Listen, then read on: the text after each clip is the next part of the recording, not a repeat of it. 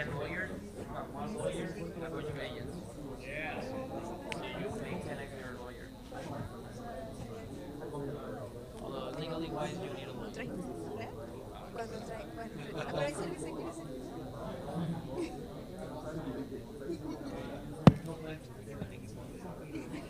funny.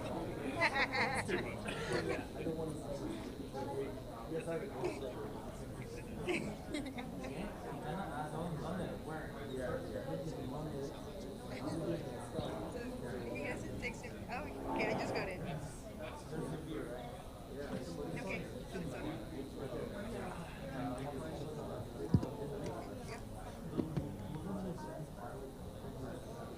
Okay, hello everyone. Thank you so much for coming today. We're going to start the session. We're going to start by saying thank you to Blue People for sponsoring this event today. Blue People is a software development company, and they also host Tech and Tequila every month at Capital Factory. So this month, we're going to skip it, but we are going to be here next month at Capital Factory with tequila and a good speaker and networking as usual. And then thank you, Jake, for joining us today. He's a great person to know, a good connector, a friend, and he's very good at like a lot of things. Like, I seriously, like, cannot thank you enough for having you here today. And then also thank you for Ascend. Where is my people from Ascend? Thank you so much for joining us today. And the Alpha community as well that are here, like, thank you so much for coming and the support. And of course, our panelists that are gonna be here with us helping us. We're gonna introduce them later. But yeah, we're so ready to start. And perfect, and thank you, Annette, for putting this together as well. Amazing individual, a connector of sorts, and true friend as well.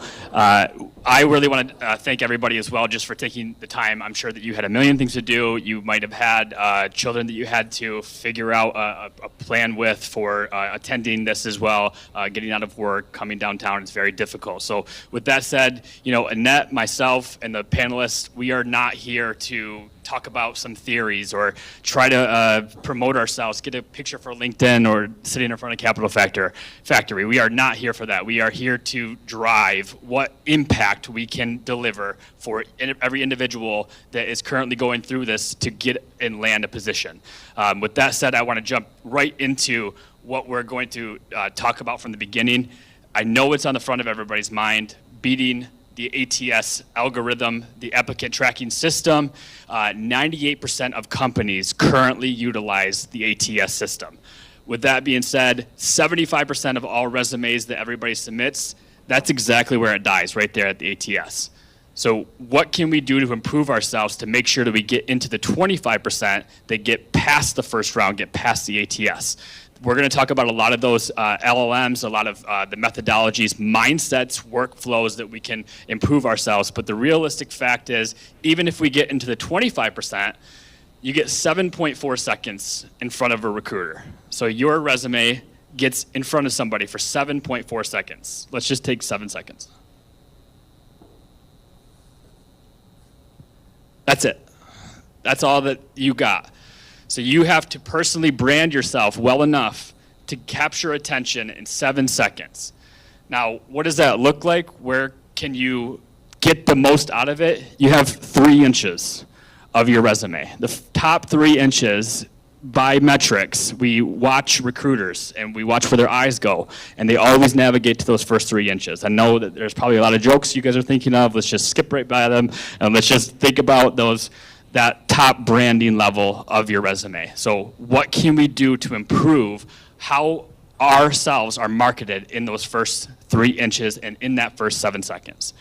A lot of it is staying away from fluff information. So we're gonna go into 3 R's. We're making our brand and who we are as relevant, as results-oriented, and as resonance as possible. We're gonna stop with the generic examples of improved workflow efficiency. Do you think in 7 seconds somebody's going to read that and be able to interpret that and suggest that you belong in that employment?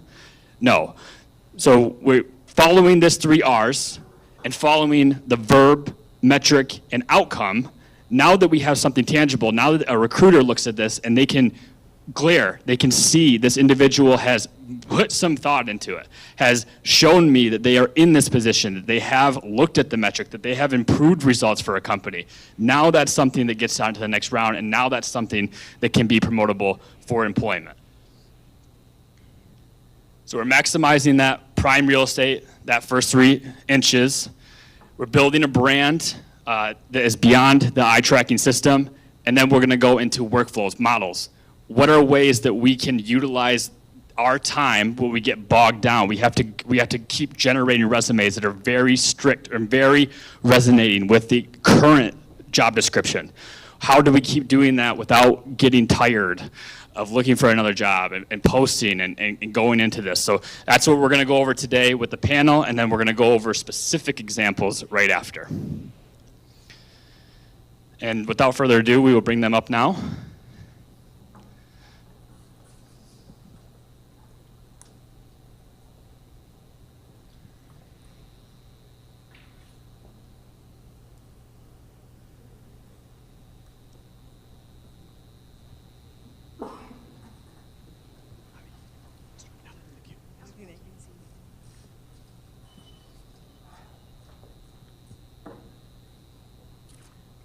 Thank you. So we have 3 amazing panelists today. I'm going to give them 30 seconds to introduce yourselves and tell us your favorite restaurant in Austin.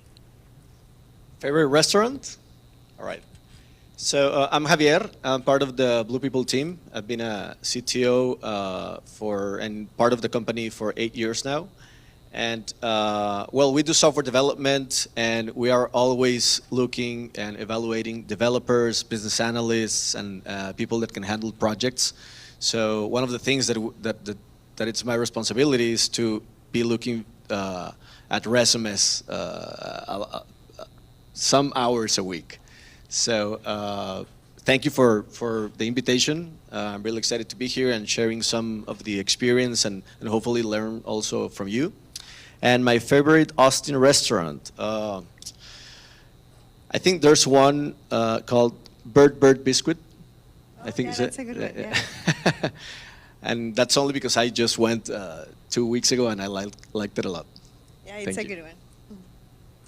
Hi, Javier. Nice to meet you as well. Nice to meet you, everyone. My name is Anne-Sophie. I'm a headhunter, recruiter. I've been doing this for about 7 years now. I've worked as an RPO recruiter, so in-house, managing multiple accounts, and I grew into tech recruitment, high-pressure type of recruitment for financial institutions in the US and Canada. And then now I'm on to having my own recruitment agency and also building tech solutions in the HR space as well to enhance that through AI. As I've also worked in startups before, and now I'm kind of continuing that as well. My name is Mark Cunningham. I'm just a headhunter too. I've got a 3-person shop. We started here in the late 90s. And so we were through the dot-com bust, which whipped our ass, and then the Great Recession was rough too. So mostly tech startups. There's been a couple of publicly traded companies that have brought us on, but full-time opportunities, software engineering, data science, technical product management. As you can imagine, AI is blowing up everywhere right now. And I'm loving seeing the definition of AI, how it's evolving. When companies want a full-stack software engineer that have an AI background, that person has to give that impression. So, but yeah, just full-time recruiting with tech startups here in Austin. Yeah. Oh, restaurant. Holy cow, the Randy Ass Burger Shop in South Austin makes awesome burgers. I think like the restaurant, I think there's I forgot the name, so it's kind of bad like to say that, but Noodles More is pretty good. I like Asian food, so. Great, thank you so much. So I'm going to start by asking 3 questions, and then it's just like you have to pick one. You cannot answer more than one question. And then after they answer my 3 questions, I want the audience to ask questions. It's your opportunity to ask them so you can learn from them and like get some feedback as well. So the first question, what are the top 2 or 3 things that you look for during a screening interview that help you decide whether to move a candidate forward?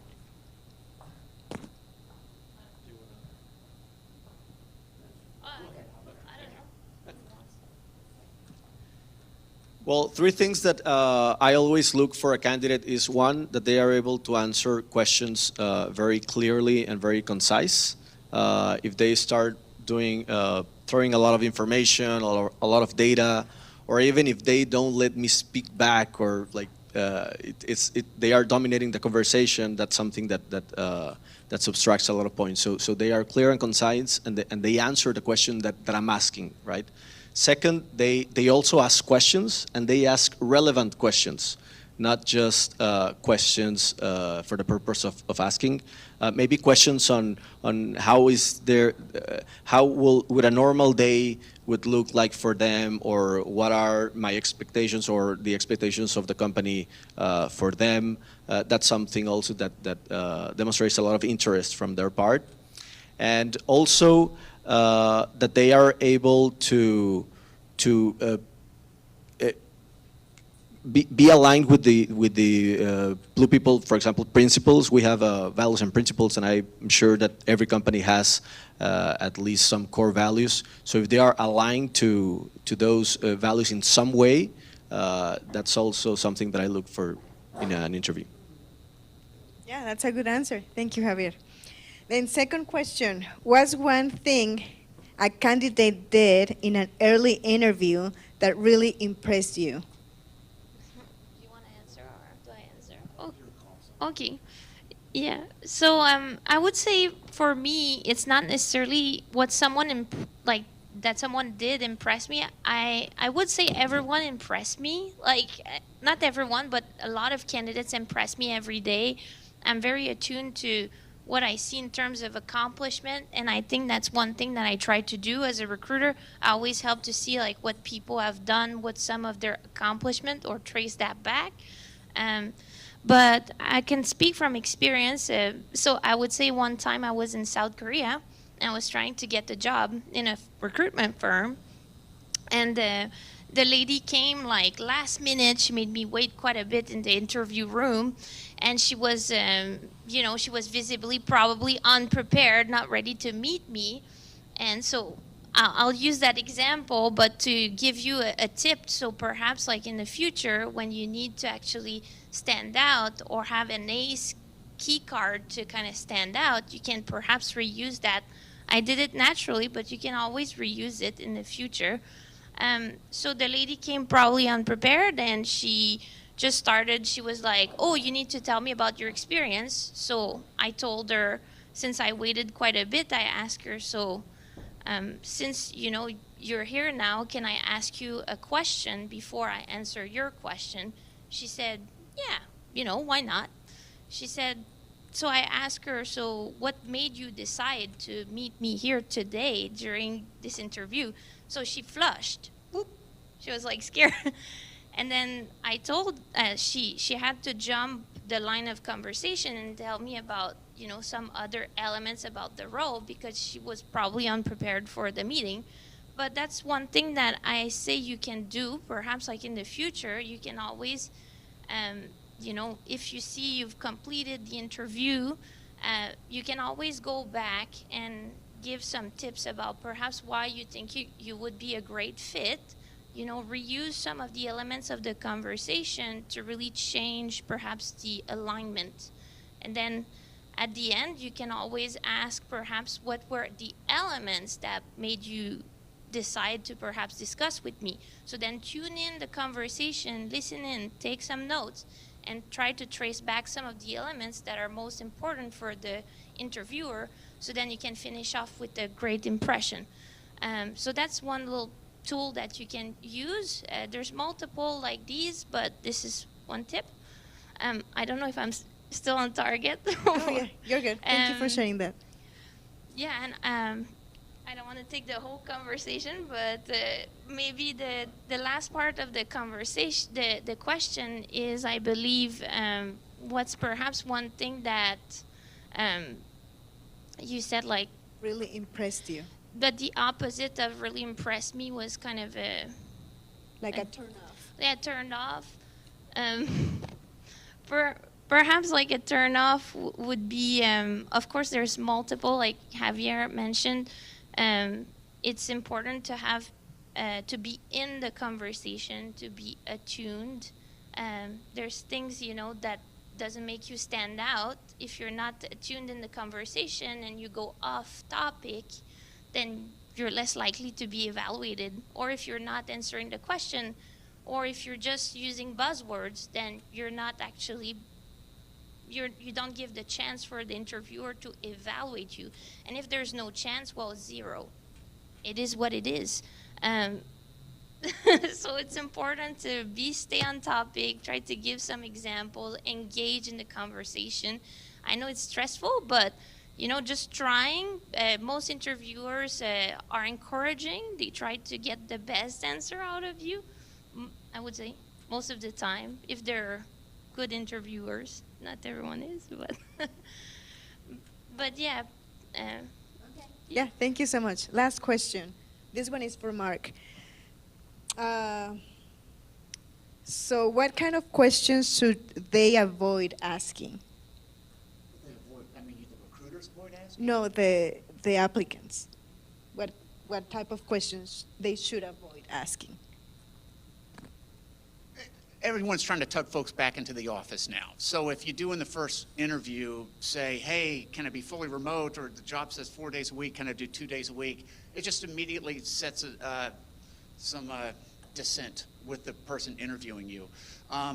Again, software engineering is an incredible profession, the whole IT industry. When you look at that degree and some of their experience, you can reach an immediate impression about that individual. And so make sure your questions and whatnot, whatever you ask them, are just consistent with your background. I always tie it in with athletics. I do. Someone had hit me up a few months ago. Poor kid, nice kid, 3.2 from a community college in California. And he said, Mark, can you help him out with a job? I said, okay. He's 6'1", he's 170 pounds, he runs a 5.3 40. I can't introduce him to the University of Alabama.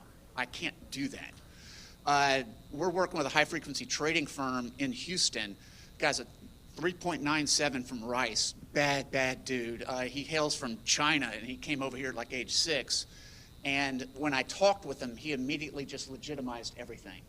And there were no questions even to ask. And then you go to the company, you say, look, this dude's just a badass.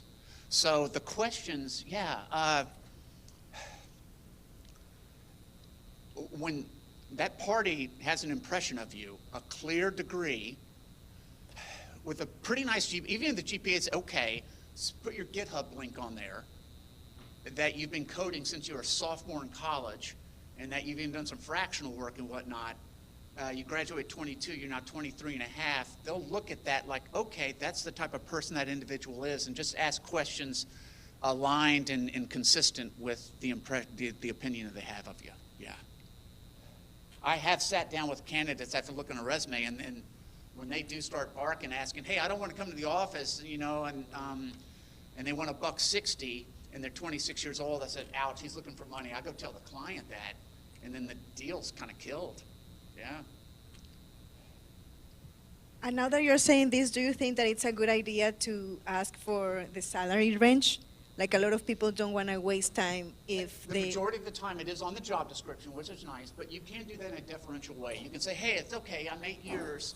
I haven't been at big tech, but my last employer in 2021, as you know, we were all making cash then. I was getting paid $175. If you don't mind me asking, just deferentially, what kind of range do we have here? I'm open. I could take a little cut. You could even invite yourself that you're willing to kind of come down a little bit, and that would be well received. Yeah. Okay, I can see that. That's a good way to ask. Yeah, or example, depending on the client, some recruiters have a bit like tough like workarounds to do recruitment. There's different like brackets of salary depending on the level, if there's like multiple roles open.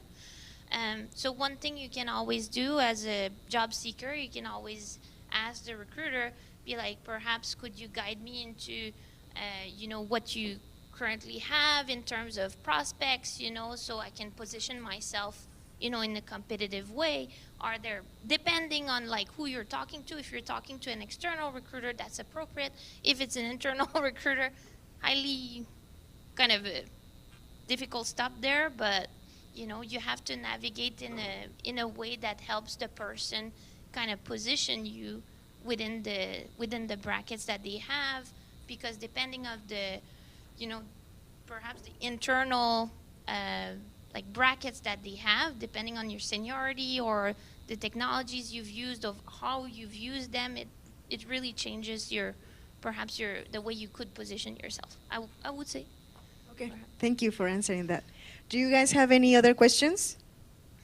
Yeah, I have one question. It's open to whoever want to answer it. How do we overcome this ATS process when we're like sending our resume on our online application? Should I get up? Should I start, or I mean, yeah, of course, it's important to go and really study, look at the job description. Perhaps one activity you can always do to kind of practice and reflect in that sense.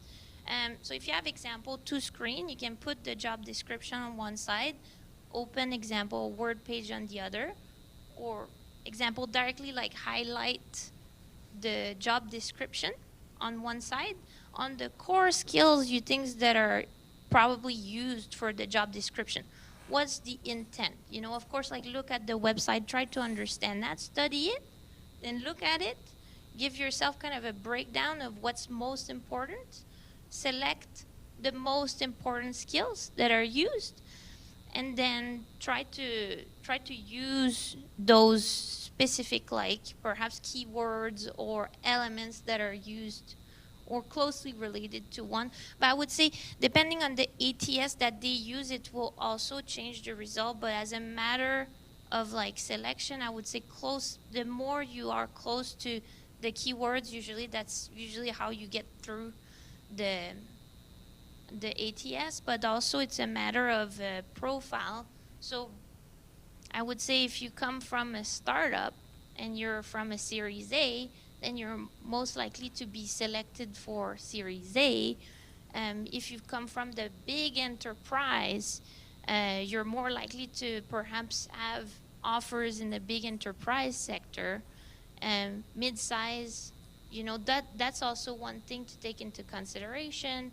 Your titles that you've held also are important. If they're in line with the seniority that they're looking for, you're going to have more prevalence to be selected at the end of the day. But yeah, closely related to the industry, the size, the skills you have, those are some elements that are used for selection. But yeah, the keyword section, quite important. Then enough, if they have Workday, then you can hope for the best or ask ChatGPT to help you. Jake is going to show you how to do it with AI. So after the panel, he's going to show you how to do it, because it's a lot of work, especially because you have to tailor your resume for each job description. And that's another question that I have for you, because you are changing your resume, tailoring your resume for each job description. Then if the recruiter goes and check their LinkedIn, that I know that pretty much is what you guys do. They confirm the candidate on LinkedIn. Now you are going to see discrepancies because you actually change your resume to make it qualify through the ATS. So is that something that you look at, or like you really don't care if your resume doesn't match up your LinkedIn profile? Well, I'll answer. So if it's very far off and like it makes me think that, it's just lies, then I'm not going to talk to you. I mean, that's what it is. If I see very big like differences, either I'm gonna address it, ask you some questions about it. But if it's an in-house recruiter, if it's way too far off, then you probably won't be selected. Let's be honest. I hope that answers the question. But nowadays, there's a lot of solutions that are out there that can do the application for you while you're just cooking or whatever. You just put in your resume, then it sends out automated applications for you. So that's something you can also look at. Thank you. Do you guys have any other questions? Can you give me an idea of how many resumes just get automatically rejected before it can make you actually look at it in these ATS systems? Well, I can talk from my experience that it depends a lot depending on the ATS. Like you don't know who's behind the scenes, right? You don't know if it's actually an ATS or some person just going through all of them, right, and picking up the one that shines the most. So, but nowadays, and especially because of AI, there's tons of applications going in every ATS system, right? So the percentage of resumes that are getting rejected, it's like more than 95%. Like that's a good estimate, right?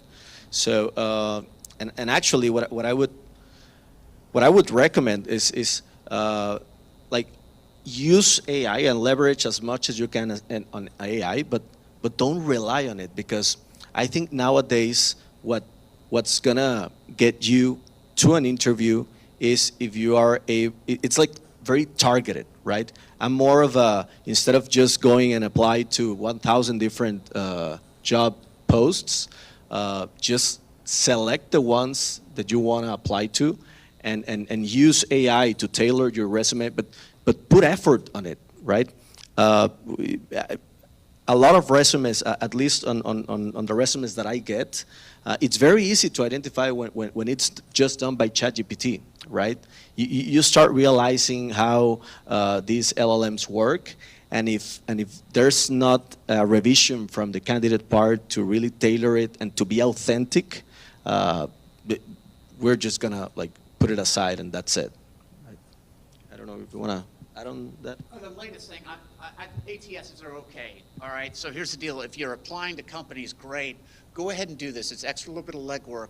Get on LinkedIn, find their head of recruiting or senior recruiters, invite them to connect, and simply let them know, hey, I've got my resume in your system.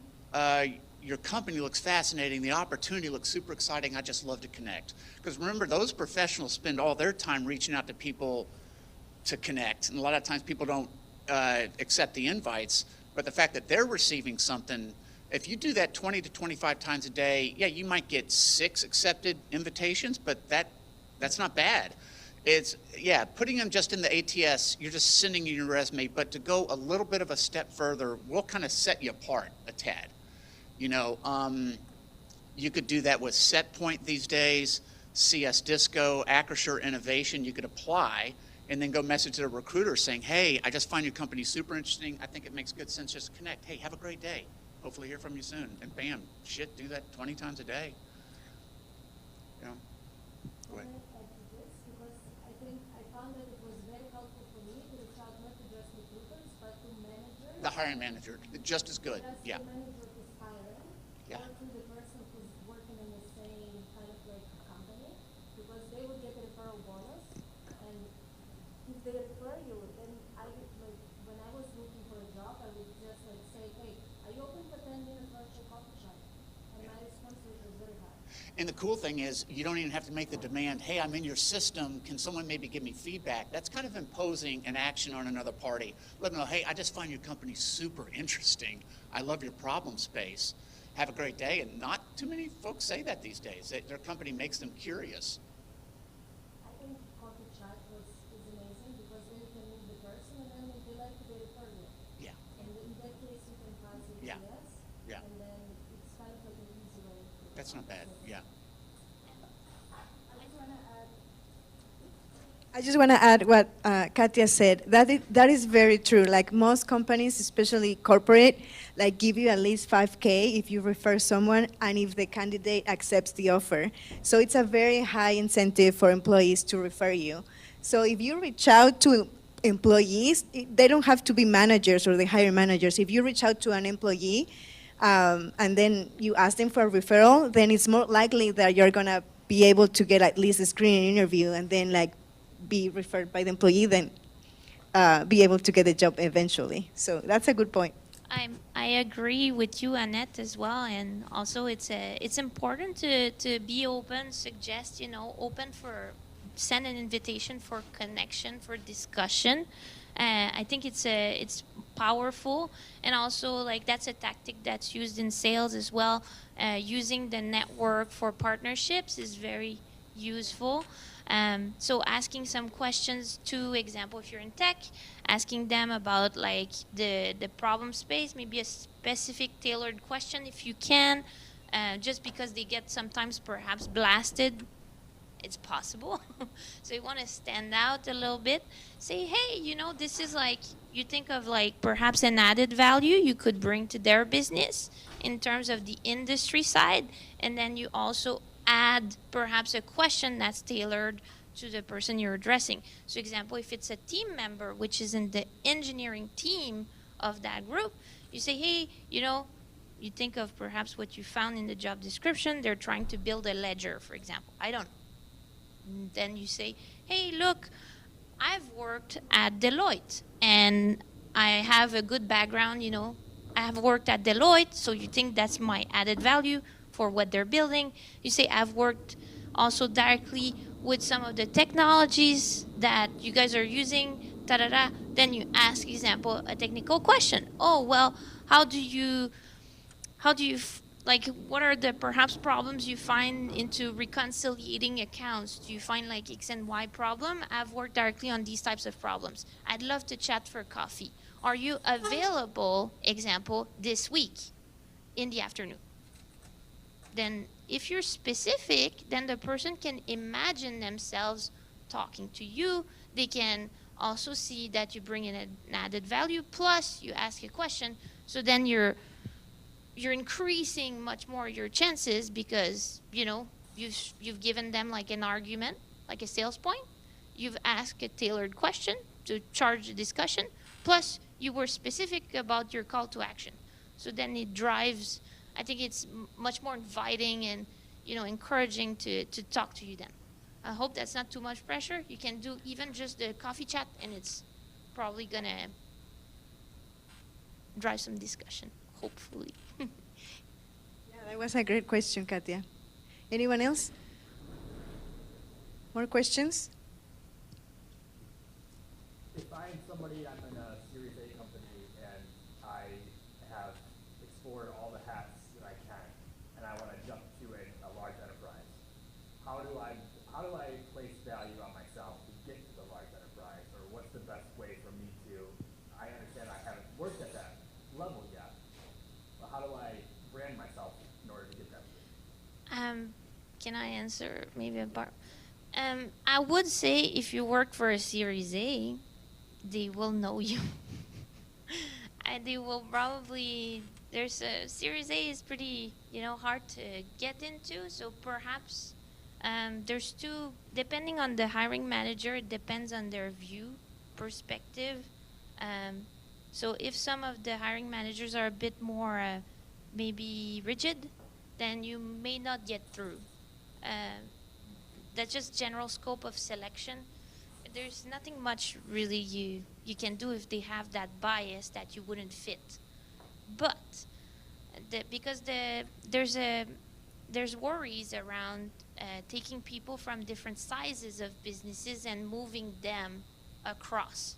So if you were to move from Series A to enterprise, then maybe you'd have to kind of be convincing about the fact that you're looking for stability, perhaps like career growth, because that's a bit what's more valued in those types of environments. So that's what I would say that's what you should put up front in your resume, perhaps. Yeah, hope that answers it. And then the function of a startup, if you've got an e-commerce Series A startup, then you can apply to Amazon, and they'll see that function. There's a couple of search startups here in Austin driven by AI. Shit, toss your resume into Google, and that internal recruiter will see it. So the function you're doing at the Series A startup will resonate with big tech. Yeah. What Meta's going to be doing with AI, wow. So FairNow.ai, Embrace AI, all these engineers now have an open door to Meta in a couple of years for crazy ass cash. In fact, I'd advise anyone that's still just kind of playing around, look into AI and play around with what you can do to complement your engineering or IT background. And then I'm dead serious, Meta's going to freaking blow up again. Their office here in Austin is something else. It's high pressure. It's a high pressure shop, but hey, they pay well. But the core function with Series A is often done at big tech, and then they'll see that. So that's what you could do. Yeah. Yeah. Did you see anything else that we should be trying to upskill ourselves as? Well, nowadays, like they're mentioning, it's very easy nowadays to get a technical skill, right? If they're looking for something like of the sort, like get prepared as much as you can in specifically what they are looking for, right? Because remember that big corporations are trying to solve their pain points, right? They're trying someone. It's a good thing that you have a lot of experience and a lot of hats, but probably they won't value that as much as being able to solve a problem for them, right? Okay, thank you. Any more questions? Do you think that hiring managers often hire people, candidates that they have an affinity for them? Like, we're just, people from different backgrounds. If that hiring manager came from a similar background as you have a higher chance. Do you notice that? That seems to be a trend at all? That hiring managers, tend to hire more for people that they have the affinity for? Well, I can do a very quick response on that. I think yes, they have a higher possibility, like if you resonate with the candidate.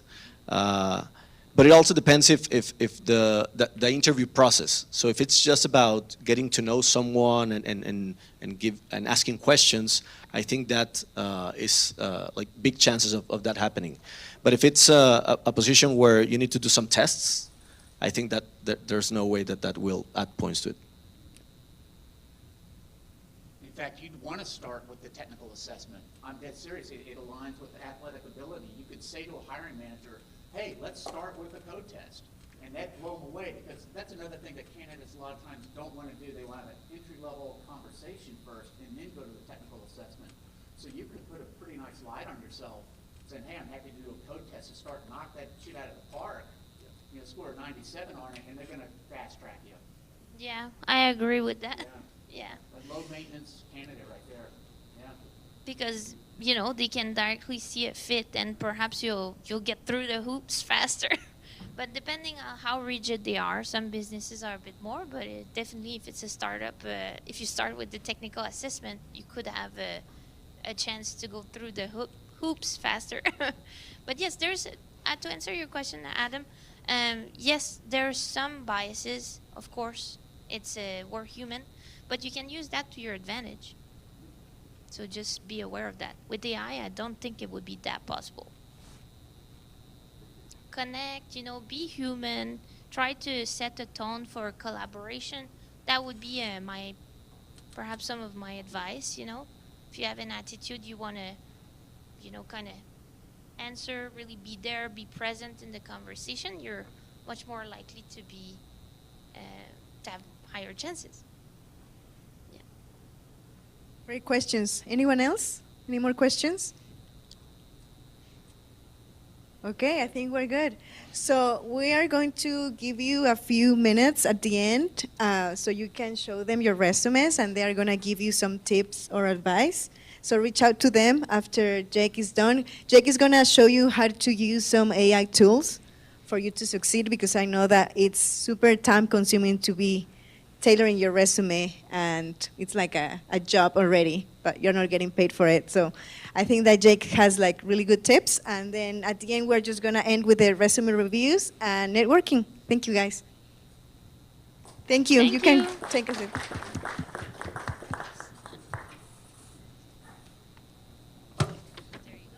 Thank you so much.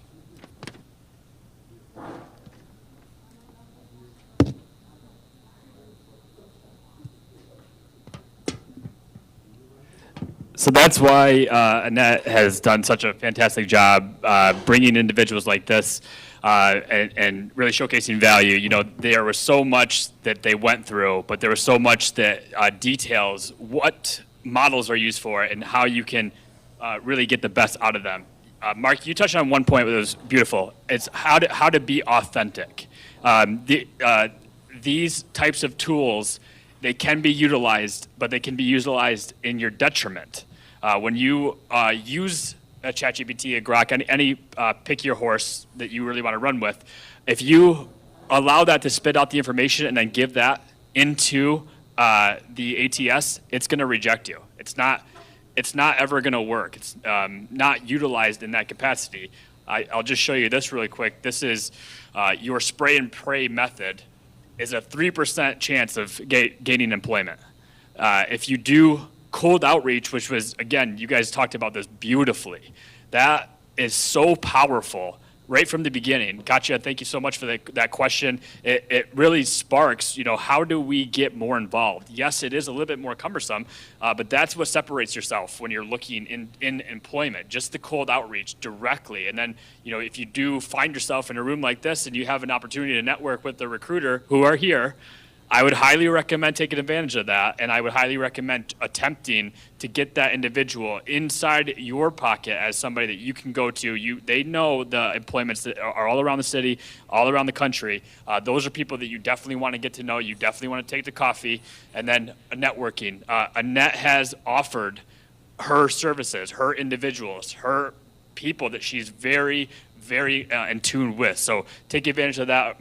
Myself and her will be putting together a little bit of more grace towards that. We get into what you can actually utilize when it comes to job scan. So job scan, when you're looking at introducing yourself to the ATS, you're trying to improve that score. All you have to do is go find where the job description is, look at your current resume, marry them together, and it's going to give you your current score. So if it is a company that you are very interested in and you want to track that job right through JobScan, bring it here, bring your resume, bring them together, then put your LinkedIn profile together as well. Same thing, continue your LinkedIn URL, continue to progress on to the job description, marry them together, get your ATS, and then it's going to spit out what of those unique job description pieces you need to match. If you're not doing this right now, you're drastically underutilizing what the power of AI is. This is just one source of that. If you, like I said, if you're only utilizing ChatGPT to correct your resume and then allow ChatGPT to make it as generic as possible, as much as fluff as possible, you're not getting towards that 7.4 seconds. That's all you have to brand yourself. If you're allowing ChatGPT to do that, you're not ever going to make it past that first round or into the first round. So these are some simple prompts that you can go to. Start with the company page, figure out who those individuals are, who's those relevant employees. You guys talked about this beautifully. Who are the relevant employees for the position? Who is going to move the needle when you offer services to them?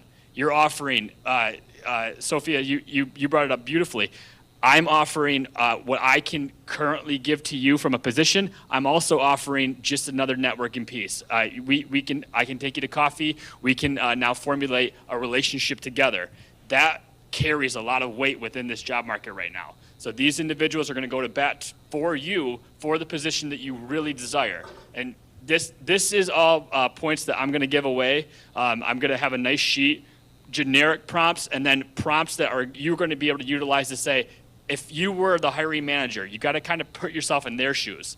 You have to align yourself with what are they looking at during the job interview process. How can I better come across? How can I film myself? I'll feed that back to the model. Now I have a filmed interview of myself. It's going to rate how well I did that. How well did I do in that interview, that mock interview? And then it's going to give suggestions. Here, you spoke about this too long. Here's a piece from the job description that you should speak more of. Here's kind of how to impress somebody, whether they're at the senior level or at the beginning level. These are the steps. And then you'll be able to, I'm a heavy nerd. I love data. These inputs, when they come to you, you'll be able to continuously get better and better. That's the mindset. Yes, it is very difficult going across these job descriptions, seeing more, having to put your resume out there, getting denied. Yes, it's tough. If we just develop a simple mindset shift and these tools aligned with it, now it's more of a game. Now it's how well can I position myself? How well can I brand myself to the top companies and to the position that I really want? And it will come to you. So these are tool sets that I'm going to give. They're prompts that I'm going to give, and then they're just unique systems that you can put in place. So you're stepping into this with an action plan, not just the spray and pray method. That's 3%. We're going to get a network. We're going to get people that you can be aligned with. We're going to start to develop individuals that you can reach out to. Then they're going to be on your side. They're going to be on your team. So these are all things that we're going to offer as well. That's really all I have today. I don't know if we want to wrap up anything or if we want to go over, because Hey, I forgot to mention that we are collaborating with Network Now. Network Now has a database of people who can refer you to companies, mainly corporate. You know that it's easier to get an interview if an employee refers you to their company, but it works even better if they refer you to the hiring manager directly instead of the main company. So if you want to be added to that database, if you want to refer people, because you probably have an incentive to refer people, let me know so I can add you to the database. And also, if you want to be referred by someone to a specific company, let me know, because it's probably that we already have someone in there. So feel free to email me or contact Jake, and then we're here to help you. And yeah, that's it for today. If you have your resume, please talk to Sophie, Mark, or Javier. They're gonna be more than willing to help you. And we also have beer and parking validation if you park at the garage. Thank you, guys.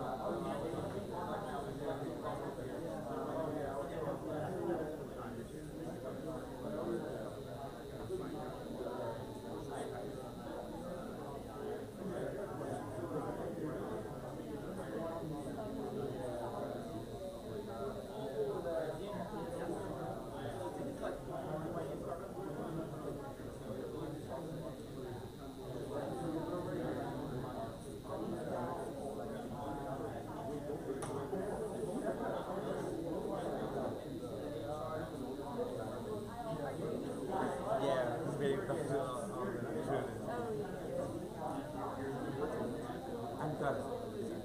Yes. Well, nice to meet you. Are you also like job hunting and stuff? Yeah, kind of job hunting. I honestly am kind of Okay, I see. enjoying my time. I see. Okay. I'm trying to like start this last week. I see. Okay. Okay, yeah. Yeah, I just graduated like in December last year, and then I have a couple of friends working here, so I just moved in with them. Yeah, but I've been job hunting since then. It's been a while. Oh no, it's all good. I mean, like, so I've been in accounting for I like the see. past 5 years. Okay. I love it. I see. So like, I just kind of feel like Yeah. and I actually kind of like found out my alumni.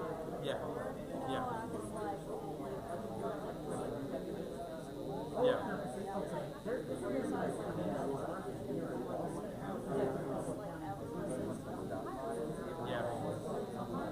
Yeah. Yeah.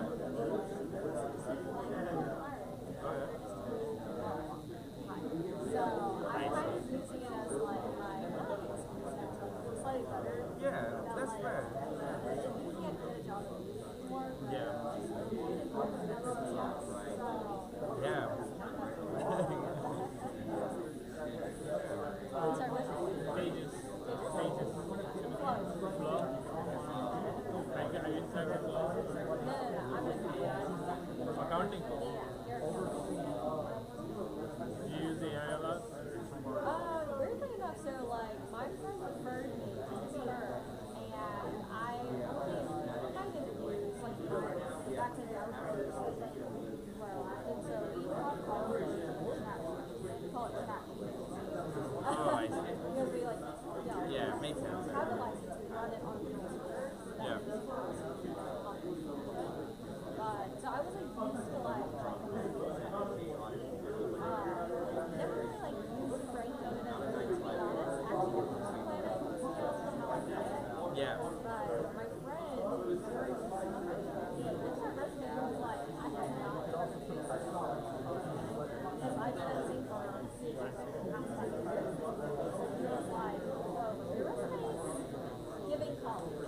Like, and it's like fine if you just graduate, but for me, I spent 4 years as a professional manager. Yeah. And I was like, the way it was routed was and I didn't realize that it was change that. Like, because so I put less on school and Yeah. now this is more on like Yeah. so he ran my resume.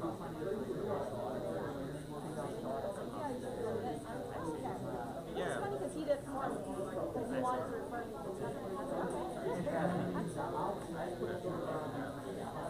My brother also works in accounting, and yeah, he also wants to like automate stuff. Like he creates Word documents from Excel files, and he's like, oh, I have all the information in my Excel files. It's like very manual to just find the relevant information. So can you like just do it using some AI for me? So yeah, I'm started doing that for him. It's pretty, with Excel files, it's a bit slightly harder, but yeah, I don't know. like you're into graph stuff, right? Yeah. So like find Yeah. I don't use that. Okay. All I use is Control F. Control F. I can't find it. Like, I spelled something. Hey. Sorry. What is